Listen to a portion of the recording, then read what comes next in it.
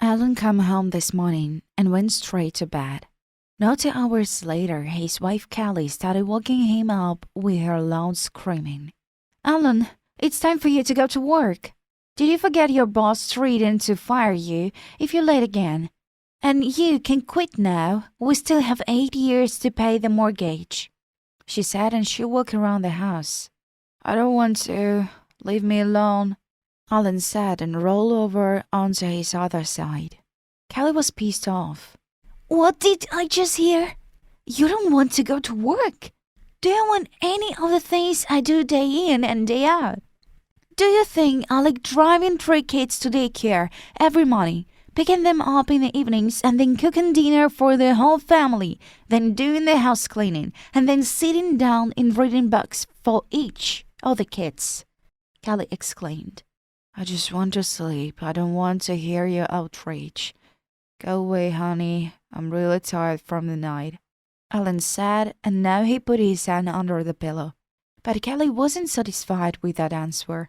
She pulled the blanket off her husband and continued her monologue. In case you've forgotten, I haven't been on vacation in 2 years, but you spend every night with your friends. What are you tired of? Isn't your job hard? You're a factory operator who pressed one button with one hand from morning till yesterday. How can you get tired of that kind of work?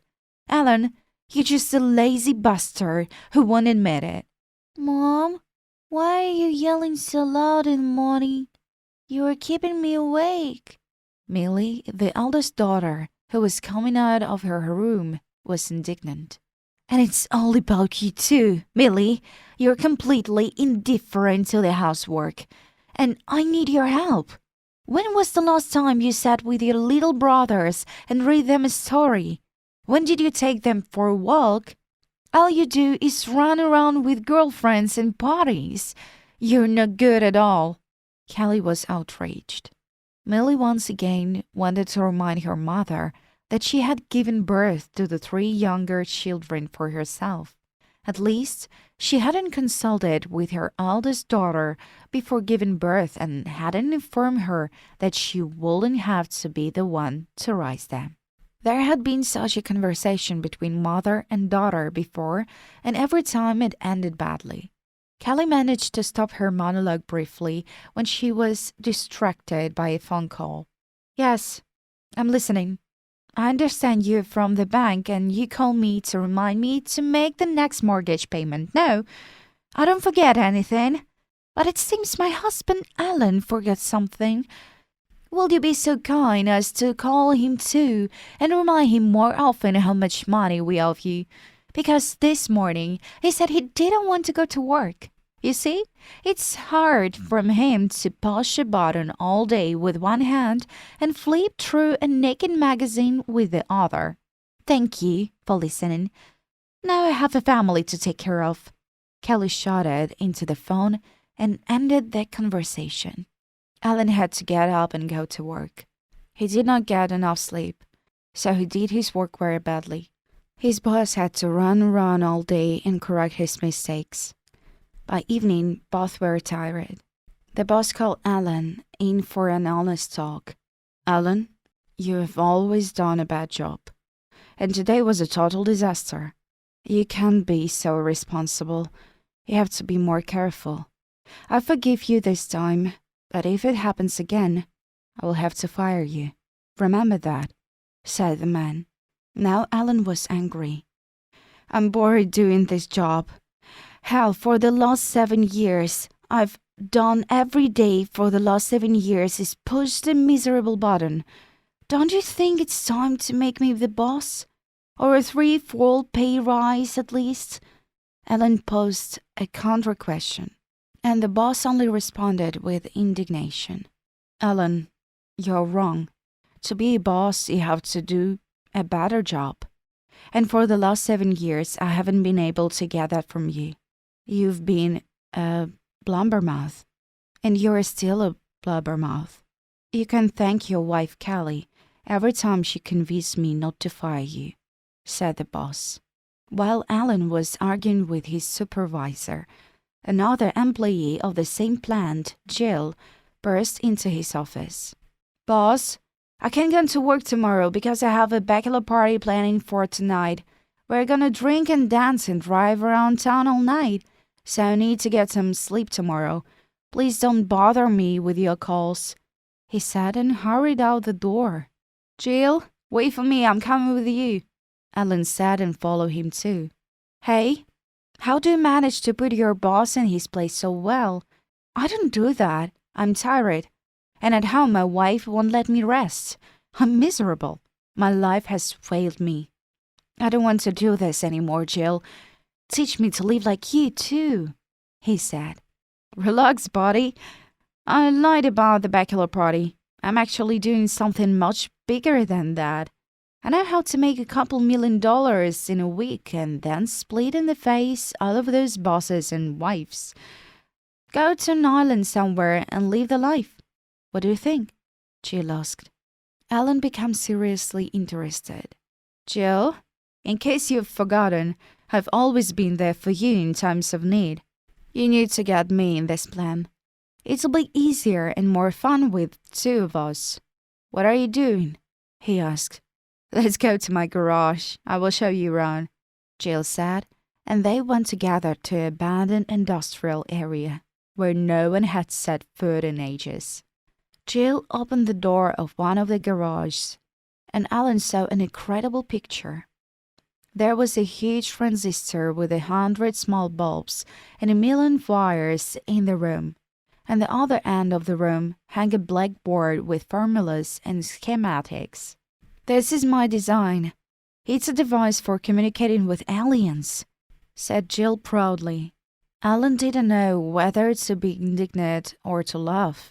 In the end, he laughed it. Jill, let's not be funny. What is that thing? Is it a beer-making line? Alan asked. I'm not kidding. This device is capable of sending electromagnetic signals far beyond our galaxy. I read it in one of the studies.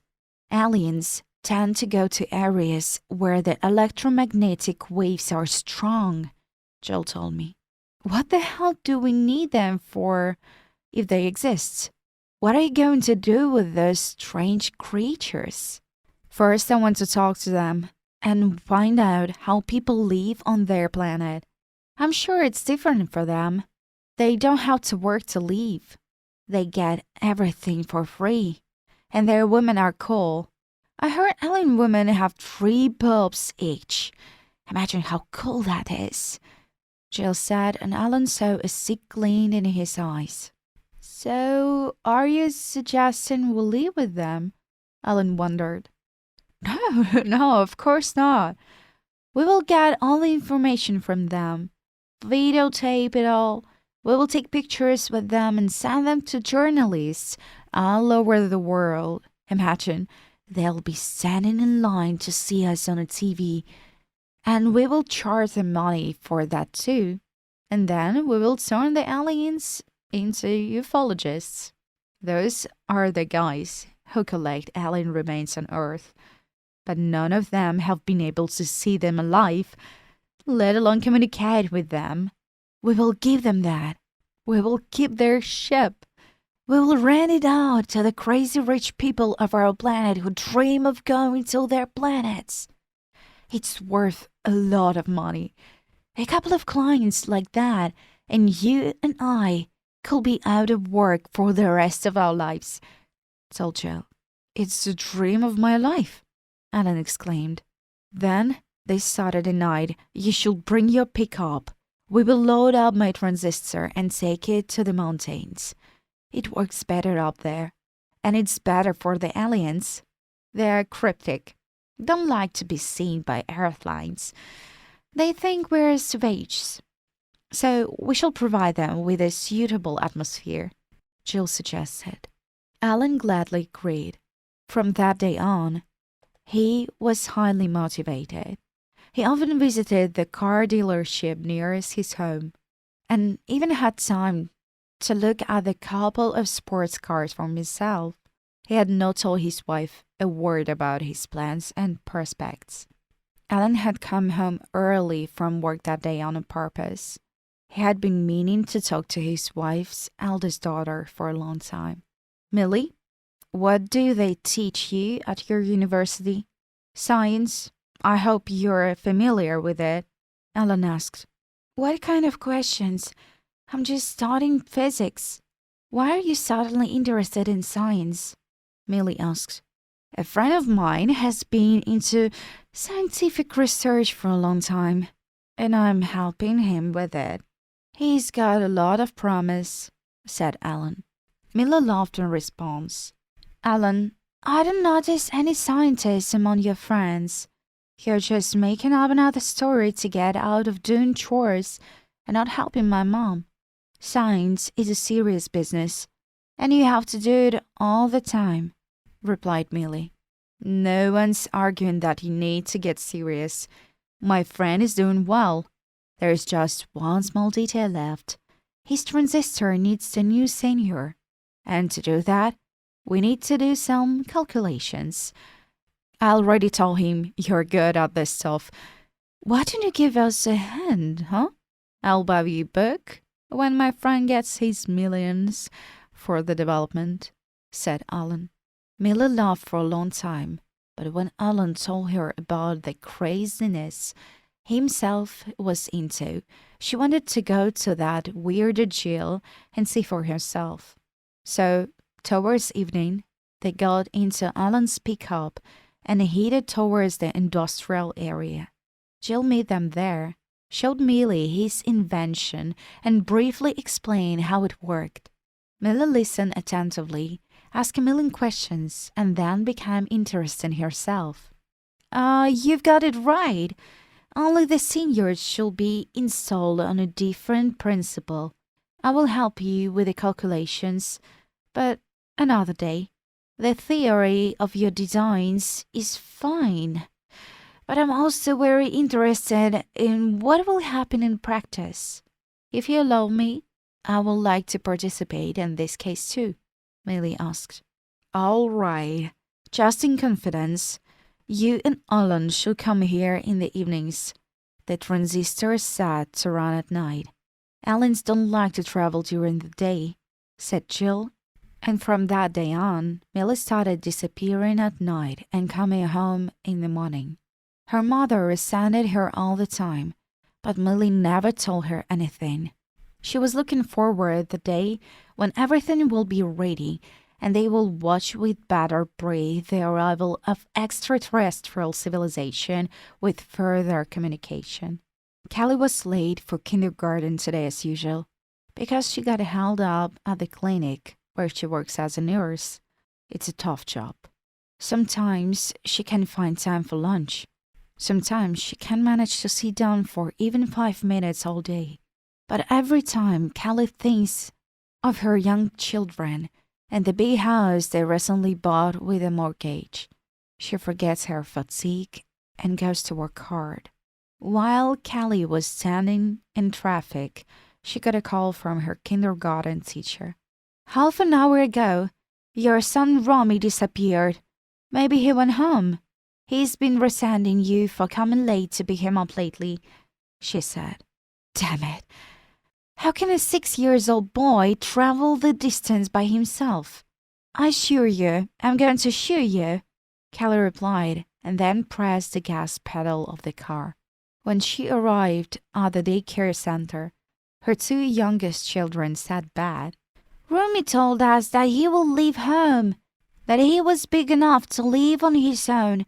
He tried to tell you that, but he kept yelling at your daddy and wouldn't listen to us, they said. Callie was even angrier. Not waiting for the police, she decided to start looking for Romy herself. First, she decided to take the younger children home and then start searching. And when she finally got home, she saw a police car outside the house. A cop got out of the pickup truck and approached her with a paper in his hand. Callie Malone, I'm handing you a notice with a fine for making a false police call. Your child was at home and you wasted our time. This fine is due within 3 days, said the man. Callie was just about to call her daughter, but there was an incoming call on her phone. She picked up the phone angrily. Hello, we're calling from your bank. We wanted to remind you that in 3 days you will have to make another mortgage payment. A sweet female voice sounded. Damn it! I remembered that without you reminding me. You may want to call my husband Alan and remind him too. He's been out 3 nights in a row. He's the one who forgets payments. I never forget. She yelled into the phone. Now Kelly remembered again that she was going to call her daughter Millie. But Rumi, who was already feeling guilty, came out of his room and told his side of the story. Millie and Alan have gone somewhere. They go away together every time. I heard them talking in the kitchen, laughing and playing something. Alan promised her some kind of gift. I think they went to pick out her present. Mommy, why doesn't Daddy buy us presents? Rumi asked. Kelly didn't understand what was going on in her family lately. To avoid snapping at her younger children, she decided to be away from home for a while.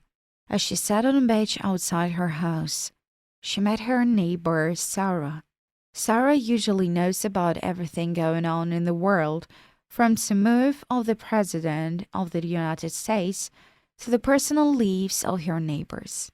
When she saw Kelly, she was the first to come running. Kelly, why do you look so bad? Are you having trouble dealing with family problems? She asked. Yeah, it's not working out yet. I was hoping that Millie will help me and support me, but she's just busy with her personal life too. Kelly sighed. That's what I wanted to talk to you about. My husband has seen them go off into the woods together many times. Kelly, open your eyes, honey, before it's too late. Your husband is molesting your daughter in front of you. He needs to deal with this before it's too late, Sarah said. Kelly compares all the oddities lately, and is horrified to find that everything fits together. Her husband and daughter were actually disappearing from the house at the same time. There was no doubt in her mind that there was something between them.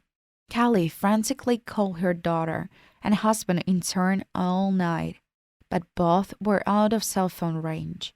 By morning, they both showed up at home. I know what you're doing behind my back. Both of you are traitors, especially you, Millie. I didn't expect this from my own daughter. Here are your things in the suitcase. You can get out of here, Kelly said. Mom, are you crazy?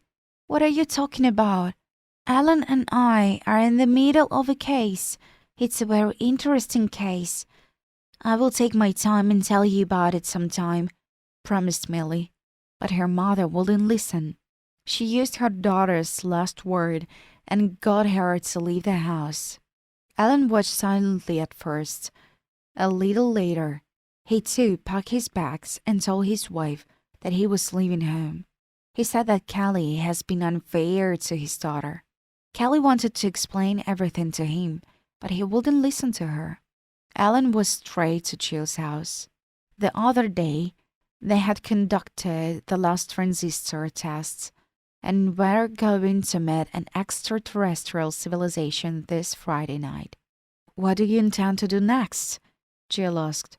I'm relying on our business together. We will make our millions on aliens. I will close the mortgage, get my wife something nice, take her on a trip. Hopefully, then things will work out for us, said Alan. But the friends had no time for long discussions. Barely waiting for Friday night, they set off into the woods. The transistor sensors, which Millie had helped with, worked perfectly. Jill and Alan hid behind a perennial tree and waited. After a couple of hours, a large glowing ball of light suddenly appeared in the sky directly above them. Alan nudged his friend and pointed his finger. In a moment, the ball became much larger. It was clear that something was approaching them with great speed. There was no noise. It became very bright, as if the moon had approached the earth. Alan and Jill stepped cautiously out of the bushes. Right beside their transistor landed a real ship with an alien planet. The next moment, they saw a door open and staircase descended. A human-looked silhouette descended leisurely down it. Once on the ground, the silhouette took something out of its pocket and lit a cigarette, then walked straight towards the two friends.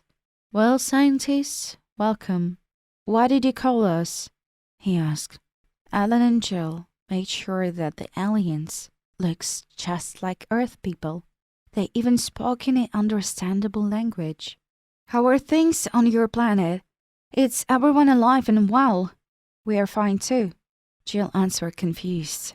"Yes, we are aware of the movement of every atom on your planet. There is no time to tell you everything right now. I know you wanted a lot of money and no job. I'm here to help. Get in the ship. Let's go," the man suggested. Alan and Jill looked at each other, but did not hurry forward. Then the guest smiled, shook their hands, and said that they should not be afraid of them. So in just a few seconds, the door of the ship locked, and the two lazy men flew into the open space. The alien turned out to be very friendly. He poured them coffee, then a glass of whiskey, and told them about how they overcame a terrible virus on their planet. A few hours later, the one received some kind of signal from his friend. "All right, folks. You've arrived at the planet you want. Please come to the exit," he said and opened the door. It was dark all around. Alan and Jill did not want to go out, but the alien made a gesture with his hand, and they found themselves on the surface of the new planet. As they stood there in confusion, they saw a large sign that said, "Big Money and Careful Life," 12 miles away. Both of them were glad and followed the sign. True, it turns out to be very difficult to cover the distance. It was inhabited by familiar animals and insects, periodically hit by sandstorms and stone rains from the sky. But there were signs everywhere that they all pointed in the same directions. After a couple of Earth weeks, they finally saw a distant hill with a gold coin on it, and at the bottom was a neon sign. "I, the king of the extraterrestrial civilization, place the mind of the Earthlings in their hands. To prevent them from losing it, we have hidden the mind in their skulls. Henceforth and forever, they're responsible for all their actions. I testify that this design was set in motion 9 million light years ago. If any of them doubt it, show them this record." Now, Alan and Jill faced a new challenge: to get back to the ground. Alan remembered that he has his cell phone with him. He was going to call Millie and ask her as a physics what options there were to return to reality, but he couldn't reach Millie as there was no connection to the ground. As the two friends lost hope of returning to their lives, suddenly Alan's cell phone rang. "Hello, we're calling you from your bank. At the request of your spouse, we would like to remind you that then in 2 days you have to make the next mortgage payment."